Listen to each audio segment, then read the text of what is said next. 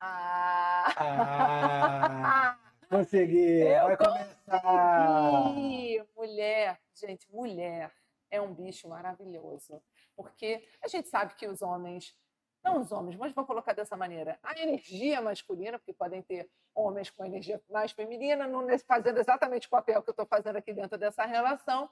Então, a energia masculina é um pouco mais difícil de ser, digamos, convencida. Né? O Léo não estava muito convencido de que precisava fazer isso, de que seria bom fazer isso, Mentira, mentira. mas Eu que dei como ideia. toda, né, energia feminina gosta de trabalhar, e eu trabalho bastante com ela, eu sei que, muito bem, que a visão da energia masculina vai muito a se ater com relação às suas próprias tarefas, ali, a rotina, o dia a dia, aquilo que está dentro da cabeça da pessoa com relação ao desejo, aos medos, aos desafios, ela concentra a energia dela naquilo. A energia feminina já é o contrário, está o tempo inteiro. E o que a gente pode fazer mais? O que a gente pode fazer melhor? Como é que a gente pode expandir? Essa energia feminina, né, que eu ocupo aqui maravilhosamente bem dentro desse podcast, hoje, pode ser que num próximo, dentro desse episódio, hoje eu acho que eu vou estar nesse lugar mais feminino, pode ser que num próximo eu esteja ocupando a energia mais masculina e ele a energia mais feminina. Vamos ver como é que o negócio vai acontecer. Mas, enfim, graças a essa energia feminina, graças a essa energia feminina, a gente está aqui. Que ela me convenceu. Eu consegui convencer, consegui explicar com Mentira, eu que muitas. convenci. Eu estou falando para A ela energia fazer isso feminina há tem muito paciência, a tempo. energia feminina tem muita paciência, ela sabe que ela vai plantando as sementinhas e com o tempo ela consegue fazer o Ela consegue tudo, convencimento. A tudo. gente A consegue mulher tudo. consegue tudo. Com A um gente jeitinho, ela consegue tudo. consegue tudo. E, gente, dentro desse universo de conquista, eu estou aqui, junto com o Léo, realizando um projeto, né?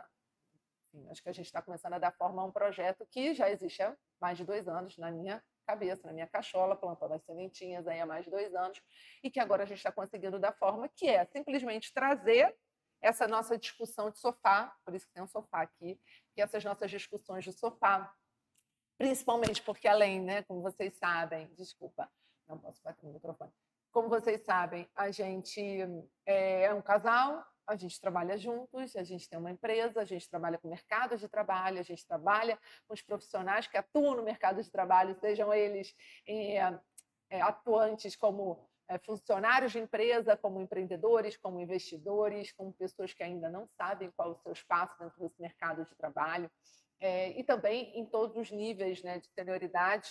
Acho que carreiras que estão iniciando, carreiras que já estão maduras e carreiras que estão querendo, principalmente, passar por movimentos de reinvenção. E também, claro, né, como a gente trabalha com esse lado, a gente também trabalha com outro lado, que é o lado do mercado de trabalho, Recrutamento. que é o lado de recrutamento.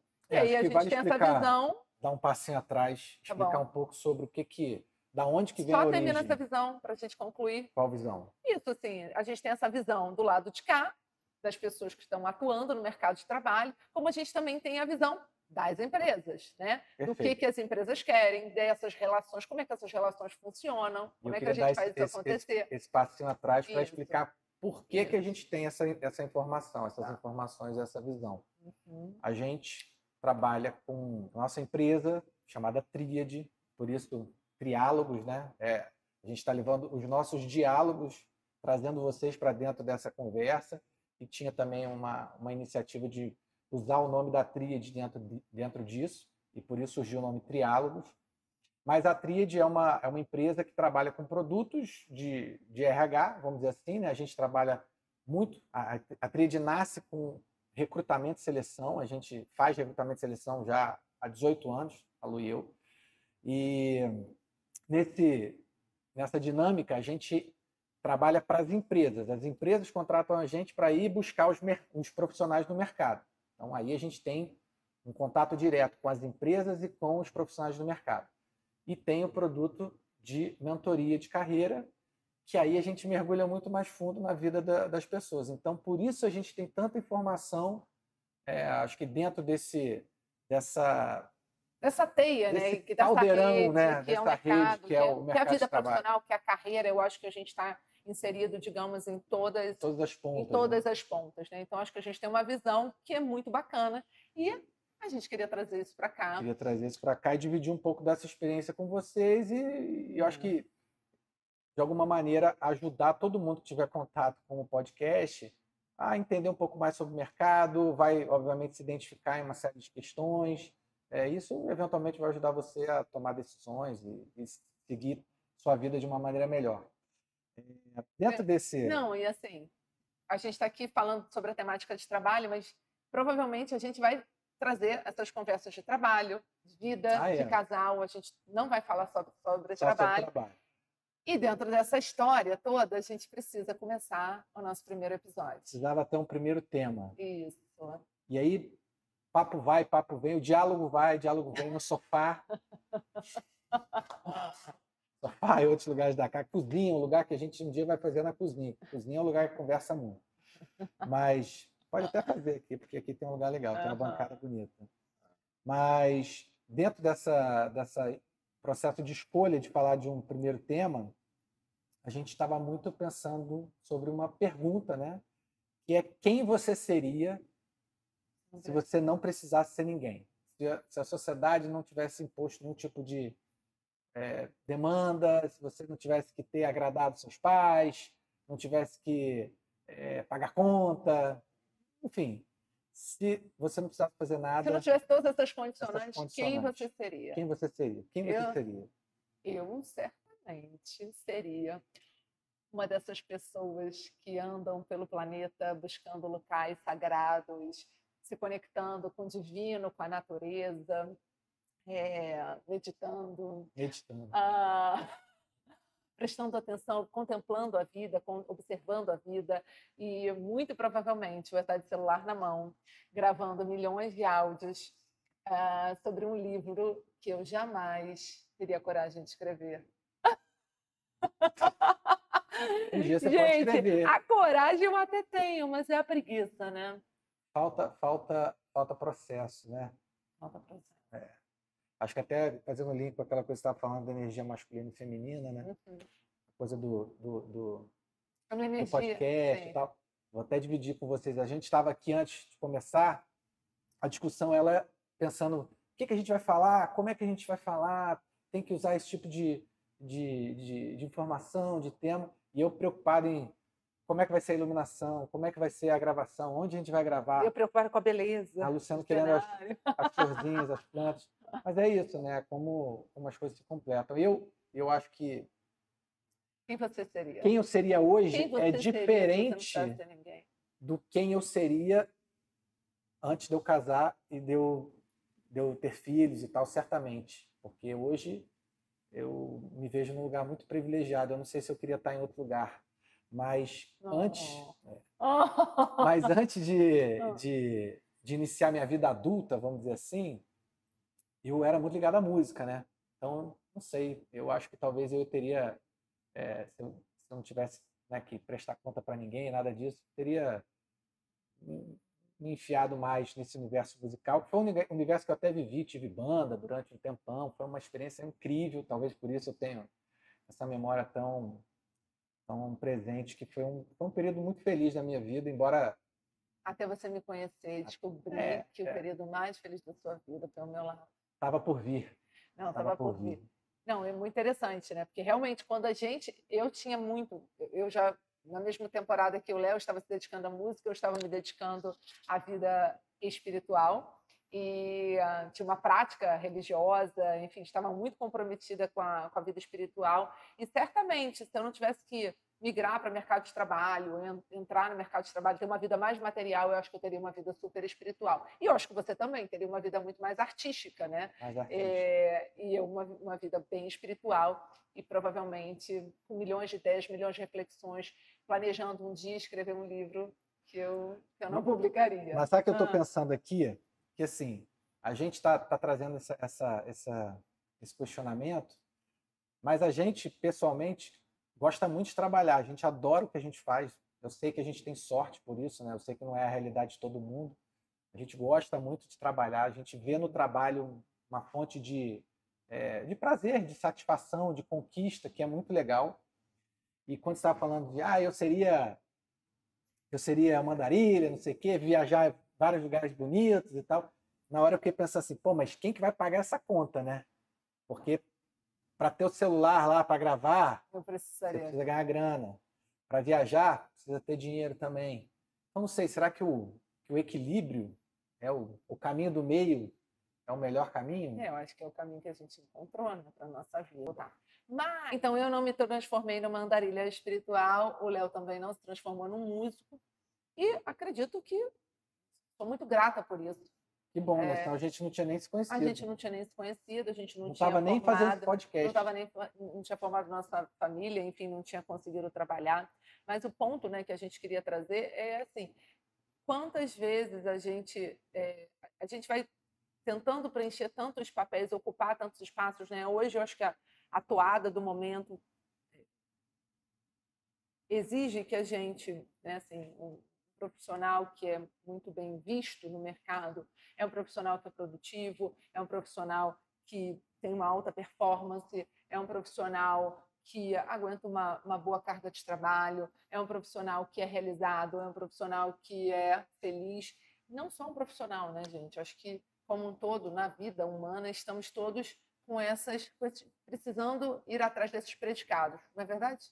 Sim. Né? E múltiplos papéis que a gente acaba tendo que exercer também. E eu acho que em todos eles, né, assim, até eu tenho que ser uma alta performance na maternidade, eu tenho que ocupar uma alta performance no casamento, uma alta performance no esporte, uma alta performance hoje em dia, no trabalho. Muito mais do que quando a gente era jovem, né? Talvez antes de criarem isso aqui, eu acho que sim. A cobrança era muito menor nesse sentido. Hoje em dia você tem muito mais gente para atender do que só, sei lá, tua família, né? Sim.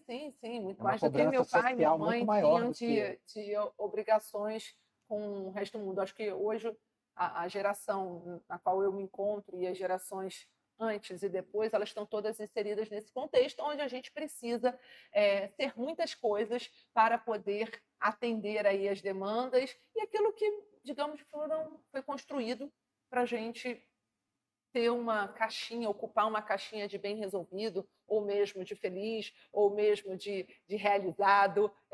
Então, estamos todos nós tentando ocupar esse lugar, correndo atrás para ocupar esses lugares.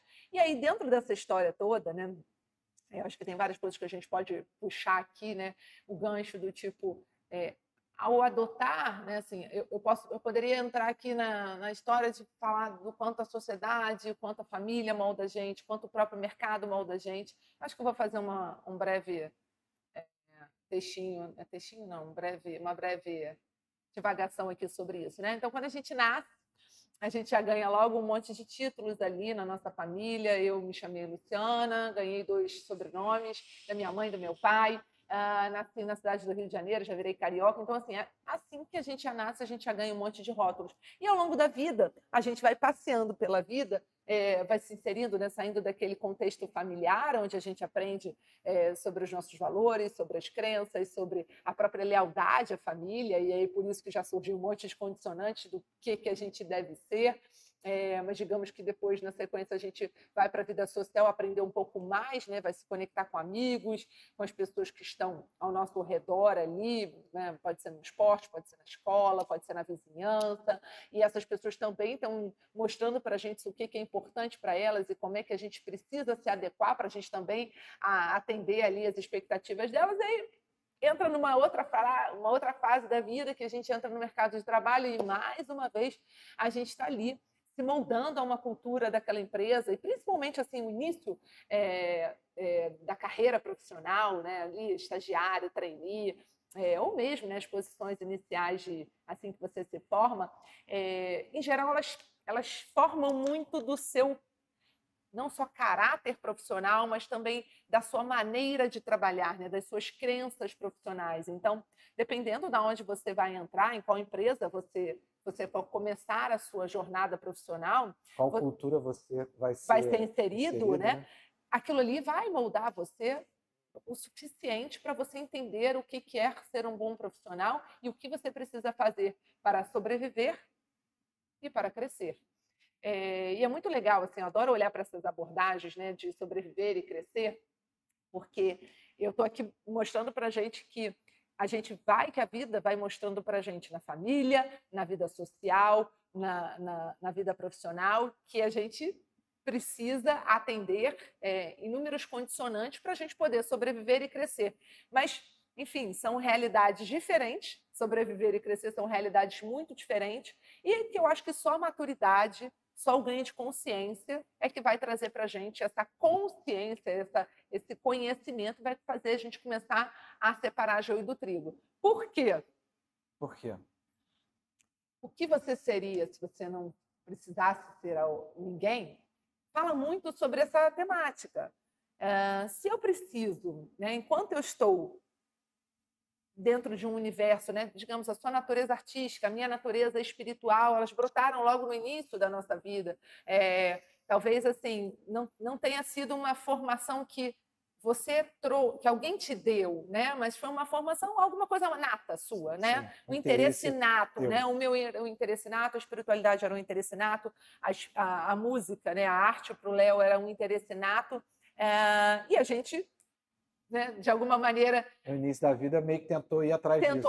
Ir atrás disso, e aí, à medida que a necessidade de sobrevivência foi chegando, a gente foi saindo desse contexto e a gente foi se inserindo para poder realmente sobreviver, né? Então, todo ser humano, ele vai se adaptando entre sobrevivência e crescimento. Então, eu, para sobreviver, acabei fazendo faculdade de Direito, que não era bem o que eu queria fazer, mas, enfim, entrei na faculdade de Direito, logo me identifiquei que não era muito a minha praia, que eu falei assim, acho que tem várias coisas que eu posso fazer bem, e ser advogada, de fato, não é uma delas. Então, assim, eu logo reconheci que eu tinha alguns predicados para ser advogada, mas que eu não me aproximava, digamos, da minha ideia de crescimento, né? Eu acho que eu seria advogada numa caixa de sobrevivência e não numa caixa de crescimento.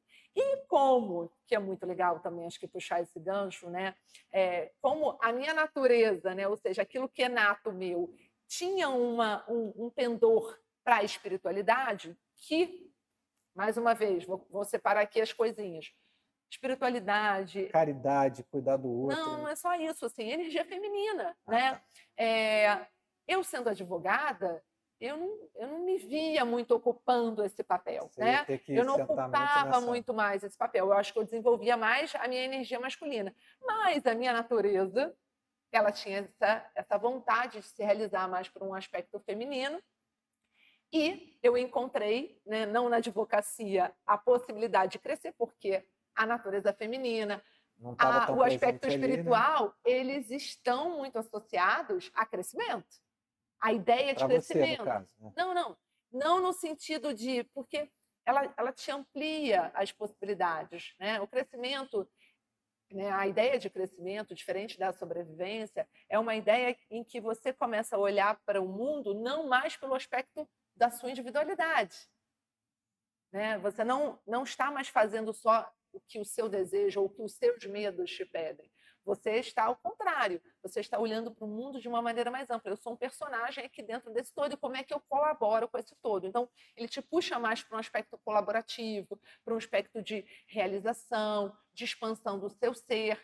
E aí, voltando aqui para a nossa história, eu peguei um outro caminho. Logo, quando eu vi a possibilidade de sair da advocacia, eu falei assim, e colocar mais da minha essência no mundo, que foi através do recrutamento de executivos, né? Graças aos 27 anos eu recebi esse convite para migrar de mercado.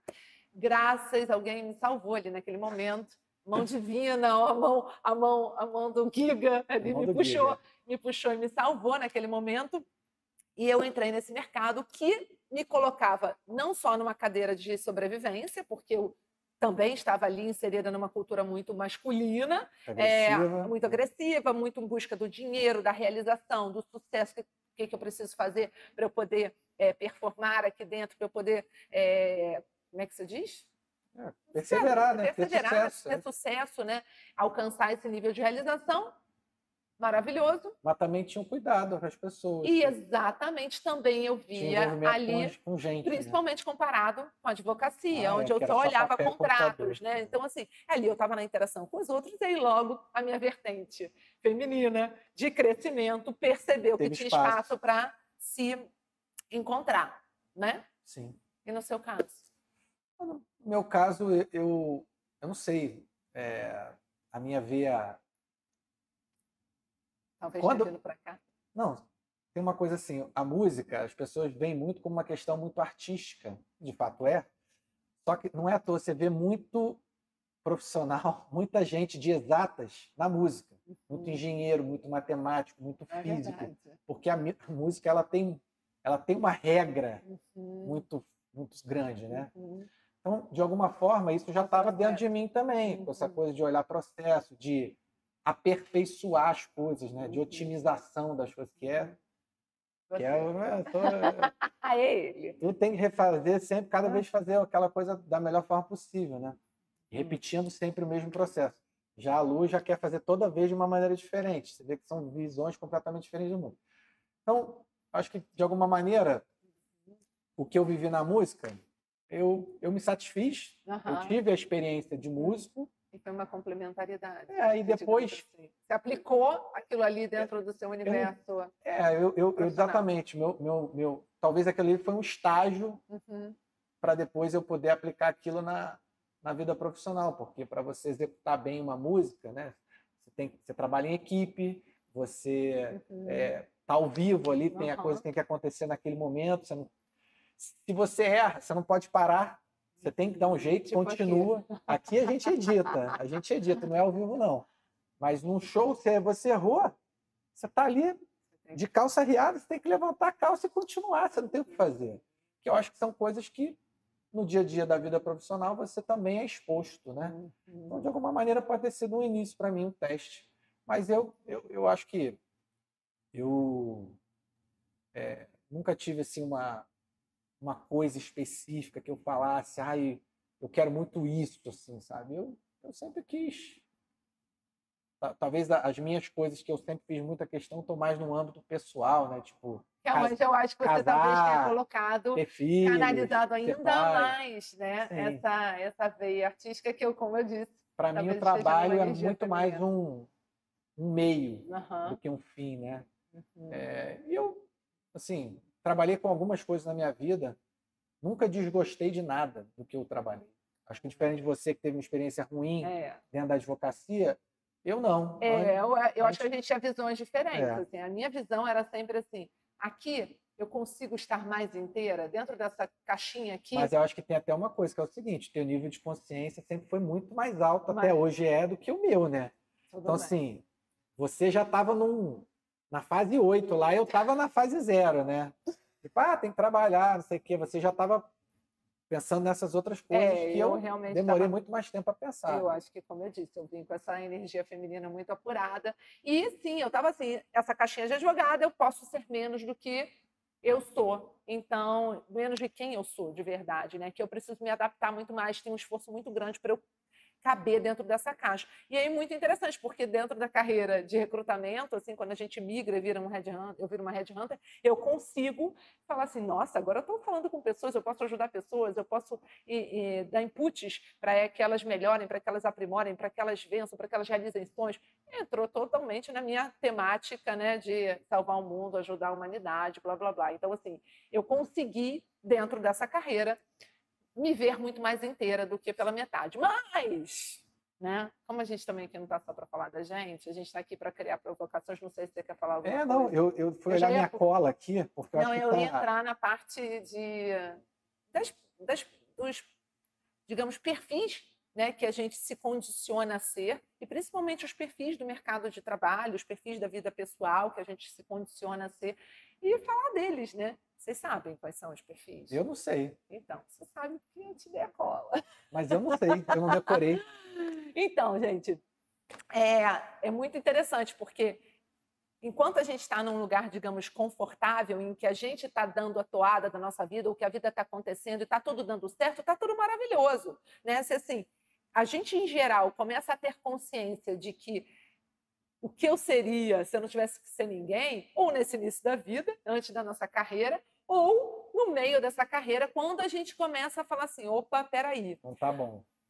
Digamos assim, aquela potência que me levou para um lugar de realização e de sucesso que todo mundo valoriza, de repente se transformou na minha escravidão. porque agora eu preciso sustentar aquela potência e eu não estou mais interessada em ser isso, ou eu não estou mais interessada em fazer esse tipo de trabalho, porque eu já fiz muito esse tipo de trabalho, mais ou menos como músico, tipo, o pessoal falava, né, que Lulu Santos, perdão, tá? Eu imagino que você não vai chegar até aqui, mas se você chegar, o Lulu Santos sempre, quando o pessoal pedia as músicas antigas dele, ele dizia que ele não ia tocar, né? Ele reclamava. E tem vários músicos que falam disso. Muita gente, porque o Muita cara não gente, aguenta porque mais não tocar aquela aguenta mais música, né? tocar a mesma música. Então, acho que é muito semelhante. Assim, a gente, quando está dentro da. Fazendo alguma coisa que a gente já fez muitas vezes, que a gente já se provou inúmeras vezes e que a gente faz bem, não necessariamente Você quer continuar a gente fazendo quer aquilo. continuar fazendo aquilo. Pode ser que aquilo ali tenha se transformado até numa prisão, porque todo mundo ao redor, a gente acostumou tanto as pessoas a terem, sei lá, um profissional de alta performance, que eu não posso diminuir minha performance, porque eu fui contratada e eu me mantenho nesse cargo pela minha alta performance, pela alta performance que eu construí lá atrás, né? Pela visão que eu deixei nas pessoas. Então, eu estive comprometida em passar para as pessoas uma visão de que eu sou uma pessoa altamente produtiva e agora eu posso estar escrava, eu posso estar escrava daquilo, mesmo vivendo um outro momento, mesmo não, talvez querendo mudar como a gente vê de carreira, isso sei lá, de emprego. A gente vê muito isso no nosso trabalho, né? Profissionais que tiveram entregas extraordinárias durante um período longo, às vezes, da carreira, e por alguma razão, seja lá qual for, porque atingiu, chegou aonde queria, e aí a motivação ela acaba se esvaindo, né? Ele não consegue mais entregar aquele nível de performance. Às vezes, cheguei aqui em cima e falou assim, e agora é só isso? Ou então era só isso que tinha? Ou então, assim, a pessoa que pensa, gente, quando a gente entra para começar a trabalhar no mercado de trabalho, a gente tem 20 e poucos anos e o nosso ideal de vida, muitas vezes, não é o mesmo que vai se consolidar aos 40. Mas sabe o que eu estou pensando aqui? Que eu acho que não tem nada a ver com o que a gente tinha pensado em falar, mas eu achei que tem tudo a ver. Por isso que eu acho que é tão importante você curtir a caminhada. Sim. Ou seja, é que nem o Bernardinho, o treinador, fala, né? O cara tem que gostar de treinar. Se ele não gostar de treinar, ele não vai vencer os jogos, né? É a mesma coisa com a vida profissional, enfim, com tudo. Se você não curte ali o dia a dia, as pequenas coisas, vai ser muito difícil você manter aquele nível de performance durante muito tempo. Porque se o teu objetivo é sempre o resultado final, depois que você atinge aquilo, você não tem mais motivação para recomeçar e fazer as coisas do início. A gente vê muito isso, né? Assim, profissionais que chegam ao topo, ou profissionais falando assim, sei lá, eu queria ter chegado a tal lugar e eu não cheguei. Ou queria ser presidente. E chegou ali perto e falou assim, gente, eu não vou chegar. Né? Porque é muito interessante quando a gente chega ali numa determinada faixa, que é mais ou menos perto dos 40, e a gente começa a falar assim, bem, aos 20 e poucos eu tinha planejado chegar nesse lugar. E quando eu estou ali chegando perto dos 40, eu vejo que eu não vou chegar. Não cheguei, né? Cheguei talvez na metade e não vou chegar lá. E a vida também ela já se transformou em outras, ela já tem outras prioridades, né? Talvez não faça mais sentido aquela crença, aquele sonho que a gente tinha. Mas voltando aqui à história que a gente estava falando, né? Então, assim, queria falar sobre os perfis. Então, tem o perfil da pessoa altamente produtiva, que se comprometeu a entregar isso e que é um lugar muito difícil de se estar, porque além de muitas vezes você não querer mais ser digamos, identificado com aquilo, você ao mesmo tempo percebe o seu valor e as pessoas ao seu redor percebem o seu valor através da sua alta performance, né? Então você fica realmente escravo daquilo ali. Mas ao mesmo tempo, o que eu mais vejo, né, assim, nesses perfis são que essas pessoas acabam desenvolvendo um orgulho muito grande, elas têm muita dificuldade de se colocarem vulneráveis, né? A vida, às vezes, ficou tão grande que para você dizer, não, eu não quero mais isso, ou eu quebrei com isso, ou eu não sou mais isso, ela cria ela vai criar um tipo de ruptura com muitas...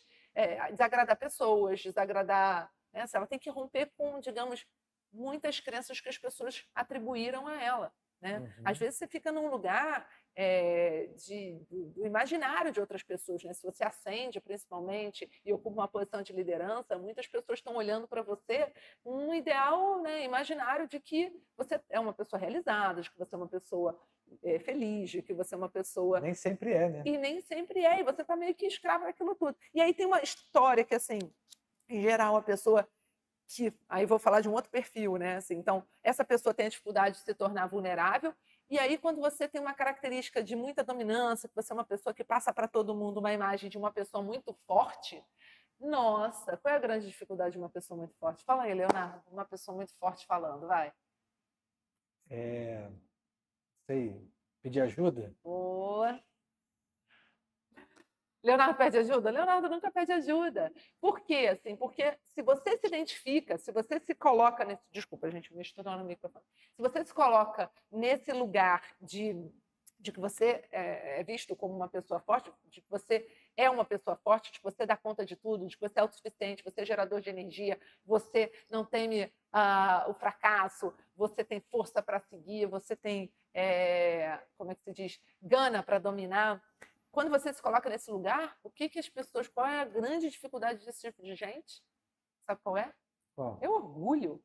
Né? Assim, você se coloca num lugar onde, assim, caramba, se eu não estou mais nesse lugar, ou se eu não quero mais ocupar esse lugar, porque eu estou cansado de fazer toda essa força, porque eu quero reequilibrar a minha vida, o que acontece comigo? Eu vou ter que pedir ajuda, mas todo mundo me vislumbra como alguém que tem força, que não pede ajuda, que não depende de ninguém, que ajuda todas as outras pessoas, que faz com que as outras pessoas melhorem, aprimorem, enfim. Então, essas pessoas têm muita dificuldade de irem para esse lugar. Tem o terceiro perfil, que é qual? O do bonzinho. O do bonzinho. O perfil bonzinho, gente. O perfil bonzinho é aquela pessoa que nunca pediu nada para si, que sempre acreditou que se você, né, entrega o melhor trabalho, de que se você se dedica excessivamente, de que se você se coloca ali para ser o braço direito, esquerdo de alguém, você vai ser recompensado. Você não precisa pedir nada. Você vai ser recompensado, porque alguém vai estar vendo você e alguém, de alguma maneira, vai pegar e vai te entregar isso. E o que acontece com todo bonzinho? É abusado. Sensação de tristeza, de exaustão, né? O famoso burnout, né? Também é muito associado a tanto as pessoas, né? Normalmente o bonzinho não sabe dizer não, de alta né? performance, né? Ou mesmo de muita força. O bonzinho nunca sabe dizer não. Ele tem muita dificuldade de passar para os outros o que ele quer, porque ele se identificou com a ideia de que para ser uma boa pessoa, você não pode se arrogar alguma coisa, você não pode criar algum tipo de autoridade e você não pode também dizer que você precisa de alguma coisa. É só você fazer o seu trabalho muito bem feito, que todo mundo está vendo e você vai ser muito recompensado por isso. E Mas aí não vem. Nem sempre é assim, gente, né? em geral, o que a gente vê nas carreiras? Muito isso. A gente vê o quê? Essa pessoa tem dificuldade de ser ser promovida, de receber aumento. Receber aumento. Em geral, ela acaba saindo da empresa porque... Fica com uma mágoa da empresa, porque ela não recebeu esse reconhecimento. Ela se dedicou exaustivamente, ela não recebeu esse reconhecimento. Então, assim, a grande dificuldade do bonzinho, quando ele entra nesse processo de ganho de consciência, né, de tipo, e agora, né, como é que eu posso ser diferente? É aprender a se colocar num lugar onde ele começa a pleitear as coisas para ele, aprender a se colocar num lugar onde é legal, é bom para mim eu começar a reconhecer aquilo que é importante para mim, eu começar a dizer para as pessoas o que eu quero, né? Porque ninguém é obrigado a avisar, né? Ninguém é obrigado a ler e a entender. Se você não fala, se você não diz, ninguém é obrigado. Tem uma coisa, né? Esse cara, essa pessoa, o bonzinho, normalmente ele vê de forma negativa as pessoas que fazem isso bem, né? Então, ele vê aquela pessoa que sabe fazer uma autopromoção do trabalho e da própria equipe e tal, como, nossa, esse cara, ele fica se vangloriando e tal, e vê isso de uma forma ruim. Pô, vamos lá, eu acho que todo mundo quer saber como é que termina essa história desses 4 perfis que você está contando.